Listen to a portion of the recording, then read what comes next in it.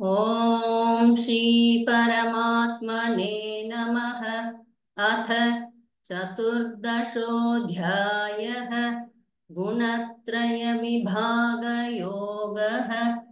श्रीभगवानुवाच परं भूयः प्रवक्ष्यामि ज्ञानानाज्ञानमुत्तमम् यज्ञात्वा मुनयः सर्वे परां सिद्धिमितो गताः।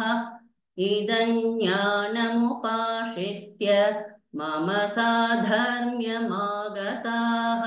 सर्गेऽपि नोपजायन्ते प्रलये न व्यथन्ति च। मम योनिर्महद्ब्रह्म तस्मिन् गर्भं दधाम्यहम् सम्भवः सर्वभूतानां ततो भवति भारत। सर्वयोनिषु कौन्तेय मूर्तयः सम्भवन्ति याः तासां ब्रह्म महद्योनिः अहं बीजप्रदः पिता। सत्त्वं रजस्तम इति गुणाः प्रकृतिसम्भवाः निबध्नन्ति महाबाहो देहे देहिनमव्ययम्। तत्र सत्त्वन्निर्मलत्वात् प्रकाशकमनामयम् सुखसङ्गेन बध्नाति ज्ञानसङ्गेन चानघ। रजो रागात्मकौ विद्धि तृष्णासङ्गसमुद्भवम् तन्निबध्नाति कौन्तेय कर्मसङ्गेन देहिनम्। तमस्त्वज्ञानजौ विद्धि मोहनं सर्वदेहिनां प्रमादालस्य निद्राभिः तन्निबध्नाति भारत। सत्त्वं सुखे सञ्जयति रजः कर्मणि भारत। ज्ञानमावृत्य तु तमः प्रमादे सञ्जयत्युत। रजस्तमश्चाभिभूय सत्त्वं भवति भारत।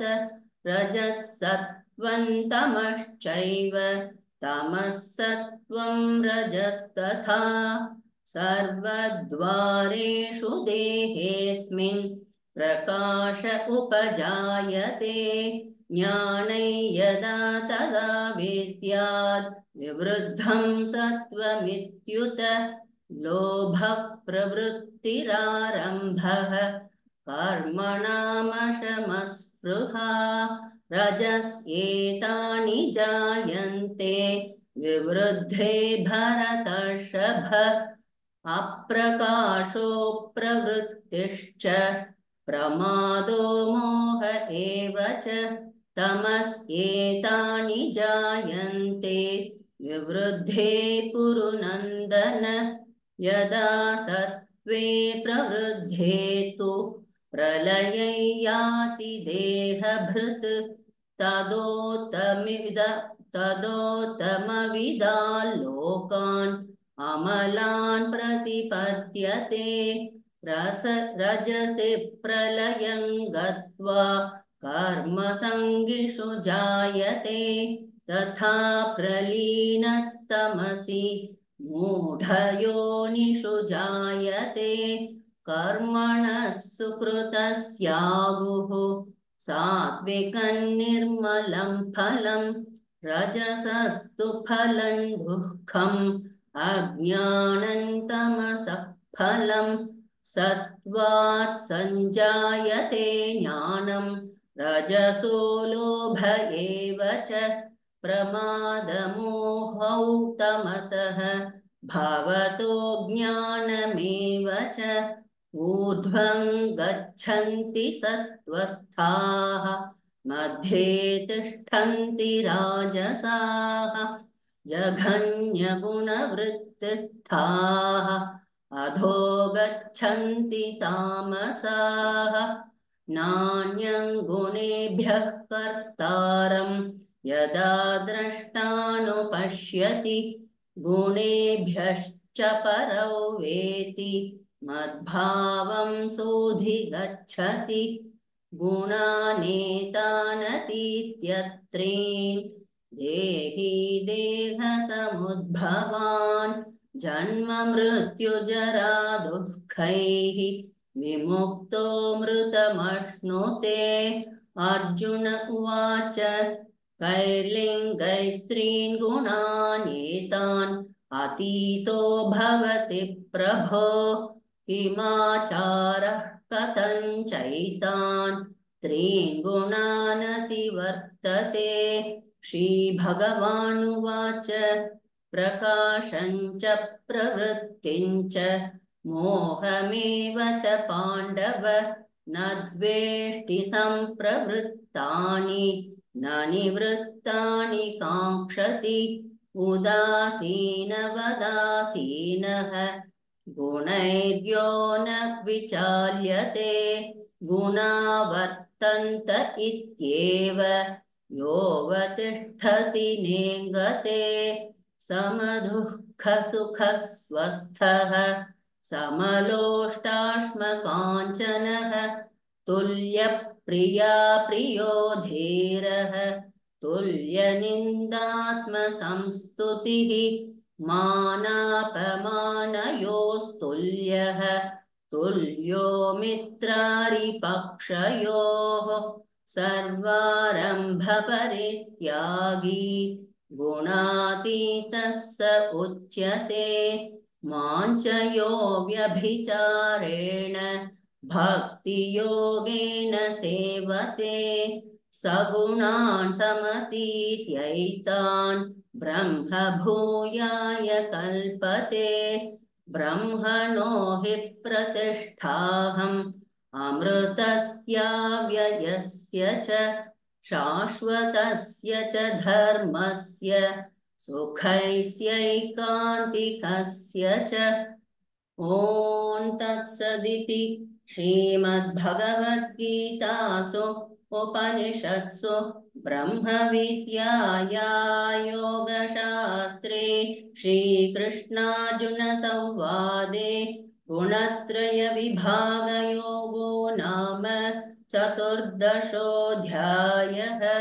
सर्वधर्मान् परित्यज्य मामेकं शरणं व्रज अहं त्वा सर्वपापेभ्यः मोक्षयिष्यामि मा शुचः ॐ श्रीपरमात्मने नमः अथ पञ्चदशोऽध्यायः पुरुषोत्तमयोगः श्रीभगवानुवाच ऊर्ध्वमूलमदः शाखम् अश्वत्थं प्राहुरव्ययम् छन्दांसि यस्य पर्णानि यस्तौ वेद स वेदवित् अधश्चोर्ध्वं प्रसृता तस्य शाखाः गुणप्रवृद्धा विषयप्रवालाः अधश्च मूलान्यनुसन्ततानि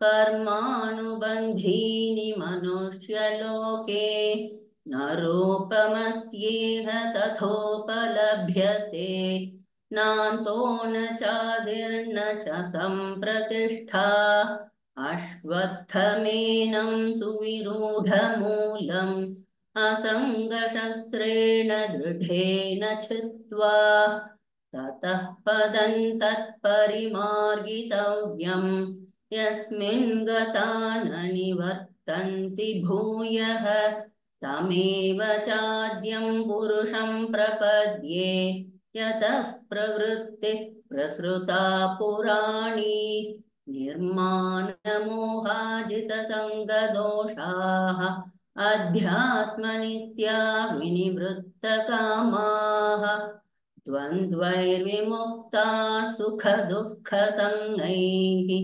गच्छन्त्यमूढाः पदमव्ययं तत् न तद्भासयते सूर्यः न शशाङ्को न पावकः यद्गत्वा न निवर्तन्ते तद्धाम परमं मम ममैवांशो जीवलोके जीवभूतः सनातनः मनःषष्ठानीन्द्रियाणि प्रकृतिस्थानि कर्षति शरीरै यदवाप्नोति यच्चाप्युत्क्रामतीश्वरः गृहीत्वैतानि संयाति वायुर्गन्धानि वाशयात् श्रोत्रं चक्षुस्पर्शनं च रसनं घ्राणमेव च अधिष्ठाय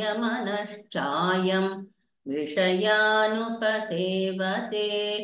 उत्क्रामन्तं स्थितौ वापि भुञ्जानौ वा गुणान्वितं विमूढानानुपश्यन्ति पश्यन्ति ज्ञानचक्षुषः यतन्तो योगिनश्चैनं पश्यन्त्यात्मन्यवस्थितं यतन्तोऽप्यकृतात्मानः नैनं पश्यन्त्यचेतसः यदादित्यगतं तेजः जगद्भासयतेऽखिलं यच्चन्द्रमसि यच्चाग्नौ तत्तेजो विद्धि मामकं गामाविश्य च भूतानि धारयाम्यहमोजसा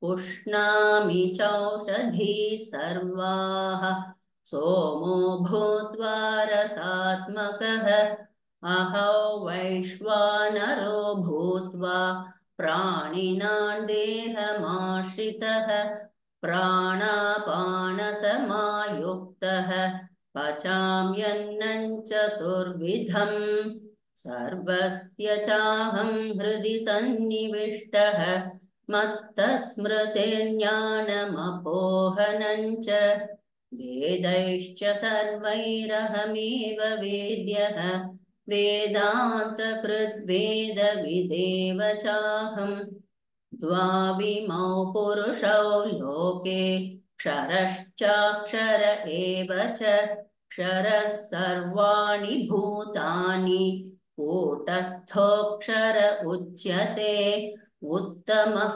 पुरुषस्त्वन्यः परमात्मेत्युदाहृतः यो लोकत्रयमाविश्य बिभर्त्यव्यय ईश्वरः यस्मात्क्षरमतीतोऽहम् अक्षरादपि चोत्तमः अतोऽस्मि लोके वेदे च प्रथितः पुरुषोत्तमः यो मामेवमसम्मूढः जानाति पुरुषोत्तमं स सर्वविद् भजति मां सर्वभावेन भारत इति गुह्यतमं शास्त्रम् इदमुक्तं मया नघ एतद्बुद्ध्वा बुद्धिमान् स्यात् कृतकृत्यश्च भारत ॐ तत्सदिति श्रीमद्भगवद्गीतासु उपनिषत्सु ब्रह्मविद्याया योगशास्त्रे श्रीकृष्णार्जुनसंवादे पुरुषोत्तमयोगो नाम पञ्चदशोऽध्यायः सर्वधर्मान् परित्यज्य मामेकं शरणं व्रज अहं त्वा सर्वपापेभ्यः मोक्षयिष्यामि मा शुचः।